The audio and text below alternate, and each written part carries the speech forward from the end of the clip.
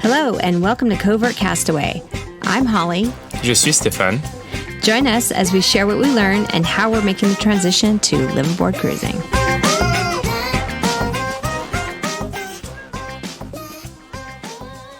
Wow, okay, we've been super busy last couple weeks. Doing a lot of stuff. Well, we've had fun too. Yeah, so it's been a lot of fun kind of getting back into the groove, which is probably something to talk about. We got a couple notes from people saying our last podcast sounded a little, I don't know, what was it? Like down or something? I don't know. Well, it could have had something to do with the jet lag. That could have been it. But something to do with the weather. Yeah, because it's been raining until recently.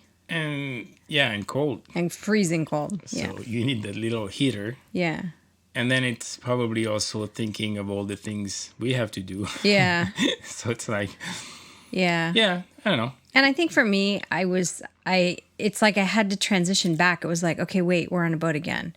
What were we doing? You know? But you're like, oh, we're going back to the boat. And you're thinking, like, I'm going to be in blue water. And it's going to be warm. And flip-flops. Yeah, and no.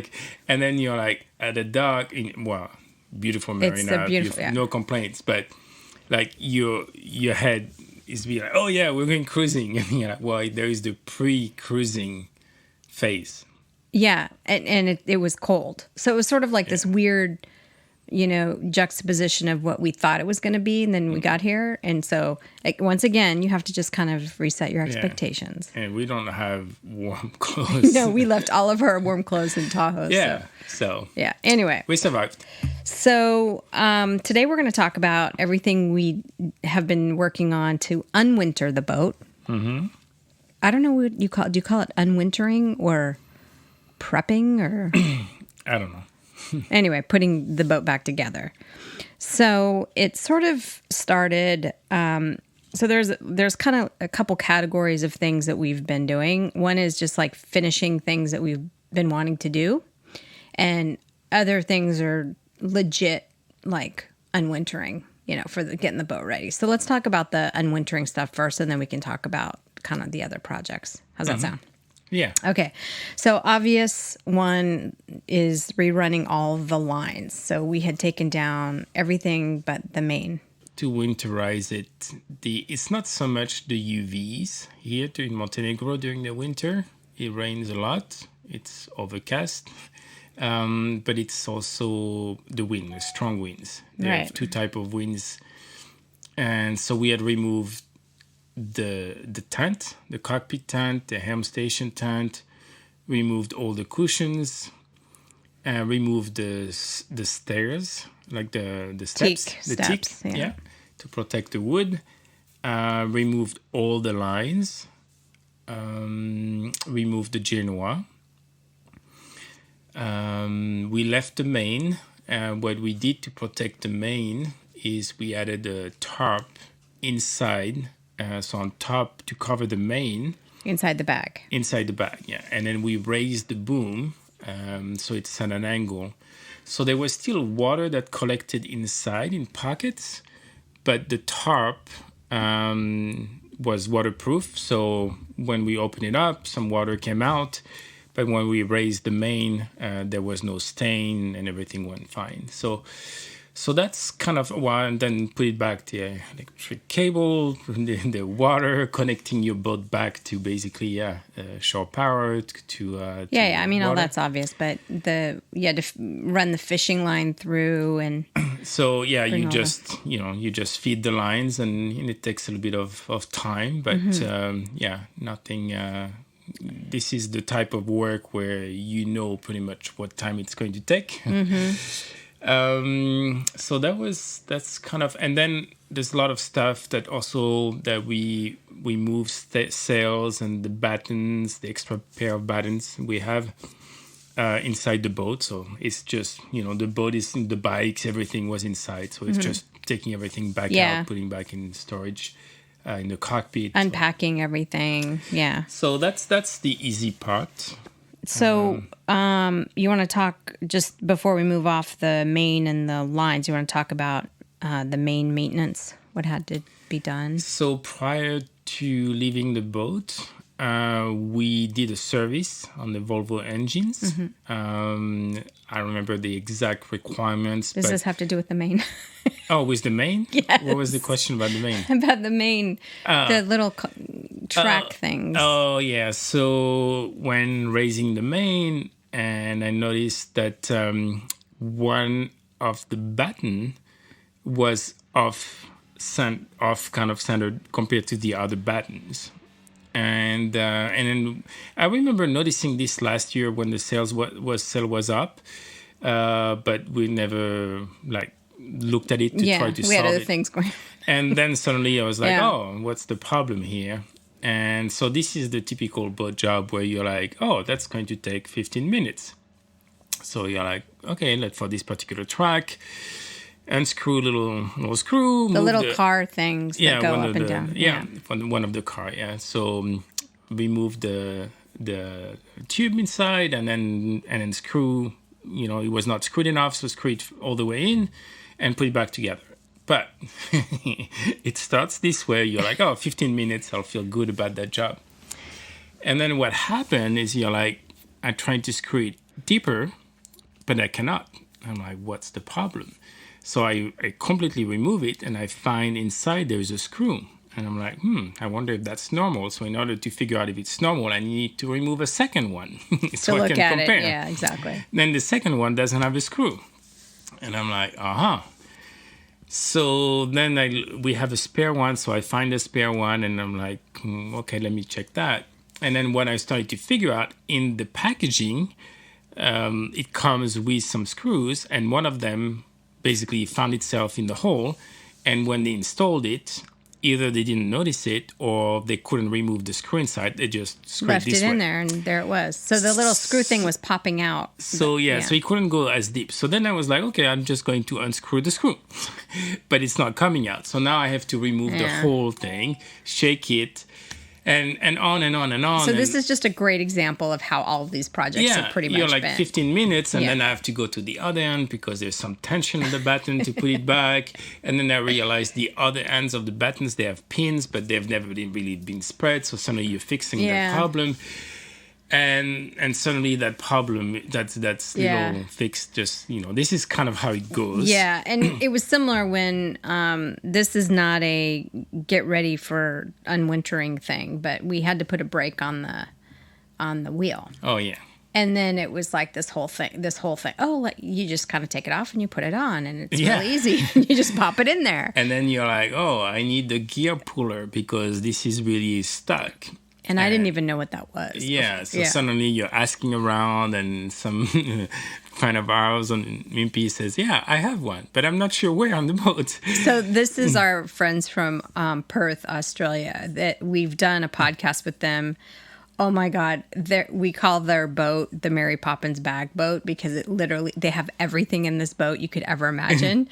But because there's so much in the boat, they can't quite. And it's a smaller boat. Yeah, and they can't figure out where it is. But I mean, this guy's amazing. He's super handy, Steven. He is super handy. He has all these great ideas. And he's like, yeah, I have one. I just got to find out where it is. So then we had technician come and I said, do you have one of those? He said, yes. So I used that. And then a couple of days later, he said, oh, I found it. Yeah, exactly. But then since then, we bought one too. Super nice. So. Yeah, we ended up buying one. So the technician was here because he was installing, so that was a break at the helm station I mentioned. He was installing I don't know what you call it, but we wanted a mount to put our outboard on. So when we did passages or during the winter, we could put the outboard in a safe place that wasn't on deck, because there's nowhere on deck to really put it the way this boat is. Yeah, so basically what people end up doing is they leave it on the dinghy, on the tender directly, and do passages this way. But it adds a lot of weight, and if you have an issue with a dinghy at sea, then that's going to create more problems. Or when you store the boat for the winter, it's definitely. Although now that I'm sitting here thinking about it, if you're on a passage and then suddenly you have to bail out of the boat and you're on your dinghy, like you have no engine. But where are you going to go? Well, you're gonna row your boat. Is that what that's what you're gonna do with the dinghy? Yeah, I don't know. Anyway. It's safer too. So, yeah. But then the way the lifelines are on those boats, there is no support. Typically, people can install like a bracket and you attach that to the inox, to the stainless steel, frame. But those boats don't have that, so the only solution... Our boat doesn't have it. Yeah, those FP boats, and I don't know about other brands. Yeah. But so we found a solution in the forepeak because you can access it from inside the boat. So we're really excited about this because it like tucks right inside the forepeak, and it's out of the way. And I mean, we have to kind of haul it down very slowly. Yeah. You and I kind of lift it just a couple inches at a time to get it down there, but it worked. Yeah, and then we couldn't find a strap to get the outboard in and out from the dinghy, from the water, but now we brought one back from the US, so that's going to help also. Yeah. So in addition to the outboard mount, he put in a cabinet for our tank. Tanks. For our dive tanks. So that's pretty cool. I mean... Well, here's what happened, though. This is my little story that goes along with that. So it was great. He did a great job. But, man, what paint or sealant do they put in that just smells so bad? I don't know what it is. Paint, oh, my God. So the note to self, do paint jobs or fiberglass jobs only when it's warm and sunny. And so here's what happened. So it was completely raining. And the night before, I had to be on a call from 1 a.m. in the morning till 7 a.m. in the morning. And so I was like, okay, I'm going to like go to sleep at 7 a.m. and I'm going to set my alarm for like 4 p.m. and I'm going to sleep and everything. And so they were painting and, well, first they were knocking and pounding, which is what you do when you install stuff. And I could kind of be okay with that because I had my earplugs or whatever. But the smell of the paint, I was like, oh my God. And in YouTube videos, like you don't smell stuff. You're looking at them painting stuff and it looks like they have the proper gear on and stuff like that. But it smelled so bad. And where the dive tanks are, the air pocket kind of flows down into the main cabin. The hull. The whole, oh my God, it was like so strong. And so I come up and I'm like, guys, like open a window, like they had everything down. And I don't know, maybe they just weren't thinking straight because of the fumes or something. I don't know. It's crazy. So now we have a cabinet for our tanks, which is also awesome. He's coming tomorrow to also install the lightning static diffuser thing, which goes back to, I think we told the story, but we ended up with the world's most expensive, I don't know what it ended up being. It was for like cell phone towers or something like that, some lightning thing. It was huge. It was like, how big around do you think it was? Like 4 feet or something like that? I mean, maybe a little less. But it was this huge, ridiculous thing. Anyway, I'm sure it does its job. It must do its job, but by the time we paid shipping, paid customs, realized what it was, shipped it back. Well, it shipped from Turkey to France. We carried it with us all the way to Montenegro. On the boat, right? We brought it to Montenegro. We're like, we'll return it when we get there. So then we had to ship it back to Turkey. It had to go back through customs in Turkey. By that time, the people who manufactured the thing didn't even want to pick it up because they didn't want to pay for whatever it was they had to pay for on their side. So... so that was a big disaster. So the one we brought back from the US, and then we'll install this. And then the reason we're installing this is... insurance. For insurance purposes, so our deductible doesn't double if we get hit by lightning. Right. Other little things. So that's kind of the unwintering... the tanks, there was extra, the tank cabinet. Yeah, I mean, we're doing projects because we're here in Montenegro and now we know where the stores are and we have friends with cars. Yeah, we have friends with cars. So taking advantage of that because once we moved and it was going to be on our bikes. Yeah, you can't exactly carry this stuff on bikes. We need to get the water maker. Was also... right, that's on my list here. Yeah. Winterized, so now we need to put it back and get it so running again. So it took you like a full day to winterize the thing to begin with. Like it took a long time. Yeah, there's a whole process and then when you're new to it, you're reading the manual and trying to figure out what each step is. And you uniquely had to do it because the instructions are in French. So you look at the French instructions, so they're probably better. And then you look a little bit at the English ones. It's complicated. Yeah. So a couple other things. We just installed a vent to our freezer because the cabinet on the side was heating up. So that's the type of jobs you're like, I wish that, because we have vents everywhere for the fridge. For the fridge and everything. And now I guess it's a standard practice for Fontaine Peugeot to have a vent under the freezer. But, you're like in Montenegro, you're not in France. And I don't know. So now you're just doing it yourself. It's the plate is cheap. It's just, it takes some time to do the work. But on a nice note, we bought so much stuff when we got the boat in France, like tools and parts. Yeah, you could actually bust all those things out. Yeah, it feels like, wow, we're like a liveaboard, like cruising boat, because you're like, sustainable. I need this, I need that. And then you go and we have the storage with all the boxes, and then you find this. We have the stuff that we need. Stefan's so organized. He before he takes the project, he's got like Trello. He's got like a little picture for the card. He's got all the things he needs. Then he gets a little project box, and then he puts all the little things in the box, and he's like completely organized. And I'm like, just do it. But I would be completely a disaster trying to do some of the stuff because you think it all through. So it's really good. Well, you need so many little parts or tools, and project starts one day, but then you stop because you don't have whatever. And then, so the project can go over 4 days. Yeah. A little bit at a time, you're making progress. So, Speaking of extra parts, you want to talk about the bridal fair lead thing? So, that was another thing we did. The way those boats are set up is, this year we're going to use mooring. We haven't used the mooring ball so far.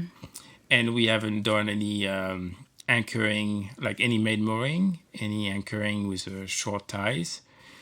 Well, we've done med mooring at the dock. We just haven't done med mooring. Well, depends, to a tree or to a rock or no med mooring where you have an anchor and you come back, and so I don't know how you call it. So anyway, that means we need to get our stern anchor ready. That means we need to be able to run the mooring line. The bridle we have for our anchor, because the anchor is so far back. The bridle is under the boat, and it's not easy to basically reuse the bridle for the purpose of like a mooring ball. So you need a separate bridle. And the way the cleats are, basically the line going from the cleat to the mooring ball is rubbing against the beam, the forward beam.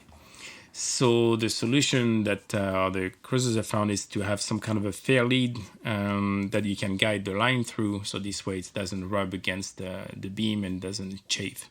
So we had to install this. A little funny story, and I know that, and I only remembered when we got back to the boat. But and in Australia, I guess they have a different ratio. But the solution is when you buy screws for a job over water.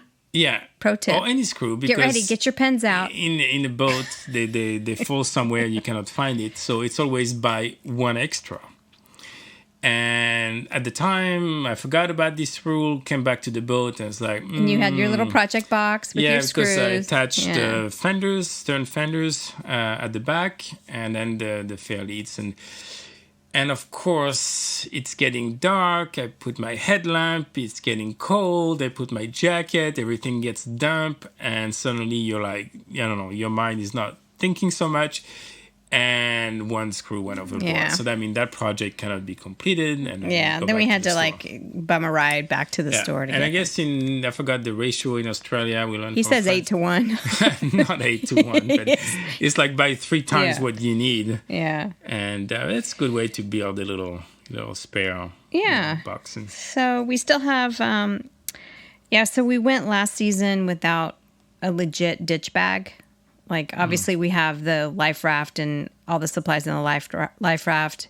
And we had this box where we kind of put everything, but we didn't have, like, a legit ditch bag. So that was a major no-no. So we're putting that together. And then we're also setting up a rack for our bikes so they can kind of stay out of the way too. Yeah, what we learned is there's so many things to do when you get ready to leave an anchorage, or when you after you anchor and or dock. And we're trying to minimize the number of jobs, especially to leave on a passage, even a short one, because you never know the sea state and what it can be. So the process before was putting the folding bikes under the table, secure them, removing the outboard, putting it under the table, secure it. The cushions. Everything in the world is under the table. Yeah, on the foredeck, the cushions over there. Move them inside. And so you have so many steps like this you're trying to do just to make sure nothing bad happens. And it's time consuming. And so now we found a solution to basically store the bikes permanently, and they're out of the way. And so we're basically having a bike garage type thing. We will put a cover on it. Yeah, we'll see how that goes. And then for the cushions, instead of storing them inside the boat, we found a solution with straps to raise them. They're out of the way. And then for the cushions on top, we're not going to remove them, but we're adding a permanent strap to make sure the wind doesn't blow them away. So that's kind of a way to so these are little like simple things that are make it easier a little bit later. So how hard was it for you to clean the bottom and check the anodes? Is that a trick question? Yeah. It was a lot of work. It was a lot of work. Yeah, we hired a diver. So that was the reason is it was cold. It was really cold. Yeah, that's good enough of a reason. But the reason is you cannot dive in the marina. Yeah, that's true. You have to hire that diver. And the thinking was, as we going to head to Croatia, the water is still going to be cold. So it's not going to be, we have a wetsuit and sure we can do that. But it's we not. sound like. I know. Well, we're transitioning. It is what it is, guys. We're transitioning. Yeah. So anyway, and then if we needed to change the anodes, then we needed to figure out this before we leave. And these guys do it pretty cheap, and they do a good job. So that was it. So we got that done. And then last night at 6:15, you decided it was a good idea to put up the Genoa and thread a new halyard. Genoa halyard. Because removing it was by myself. It's a little tricky, and I damaged the Dyneema line. And so we got a new one. Last season. Taking it down. Taking it out, yeah. And now, I eventually figured out a technique on how to do it. But the first time, it's like you're trying to do it by yourself. And then you get, it's until you know the technique. You're getting used to we're getting used to the boat. So, it takes a little bit of time to do this. Yeah. And so it got dark again. It was a 15-minute project. Yeah, that didn't take 15 minutes. It took 3 hours and finished in the dark. Yeah, it was fun. We got it done. And we were just lucky there was no wind or something. Yeah, you're taking advantage of that. And then now it's done and ready to go. Yeah. So you want to talk a little bit about what we're thinking in terms of where we're headed? The plan is Croatia. No, we're going to go to Croatia. So it's Monday today. So the idea would be to go on Saturday. Yeah. And first stop Dubrovnik. So we have to check in. That's the soonest port of entry, and the way Croatia's set up, that's how you have to do it. Like the second you get near a port of entry, you have to enter and take care of all that, and then can walk around a little bit and get some SIM cards. Yeah, and from Montenegro, it'll be like I don't know, not very long, 7-8 hours at the most to get there. Yeah, and then we'll probably check in and then go at anchor. Just for sure. To check. We're trying to systems. do mostly all anchorages this year, so we'll see how that goes too. We were looking at Greece a little bit, and even I want to go spend a few days in Athens, but I don't want my boat anywhere near Athens. So we're going to probably do something else and take a ferry in or something like that. But so I don't know. We're just kind of, that's how the season's going to start. Yeah. So we'll see. And then there is all the planning about wintering the boat in Turkey. Yeah. So figuring out, we got to respond to that guy's email. He sent us an email just now before we. Yeah. Okay. Are we still recording? Yeah. Okay. So what there's else? that. Yeah, I mean, what else? Well, then you have neighbors. So. And they're so distracting. Because they're so much fun, and they want to do stuff. It's part of the cruising life, yeah. and it's it's been great. Yeah, it's nice because it takes your mind off, and you socialize, and it's great. Dinners and we've gone to breakfast. We've gone jogging, sundowners, and different stuff. Running, HIIT class. Yeah, it's been great. Yeah, cool. All right, so that's what we've been doing over the last couple weeks, and getting ready to head out. Hoping the weather stays sunny. It's been sunny the last couple days, and so maybe next time we do the recording, we'll be in Croatia. We can talk about that. Mm-hmm. Cool. Okay, until next time. Bye. Thank you for listening. If you like this podcast, please subscribe, like, or share with another covert castaway. Fair winds for now.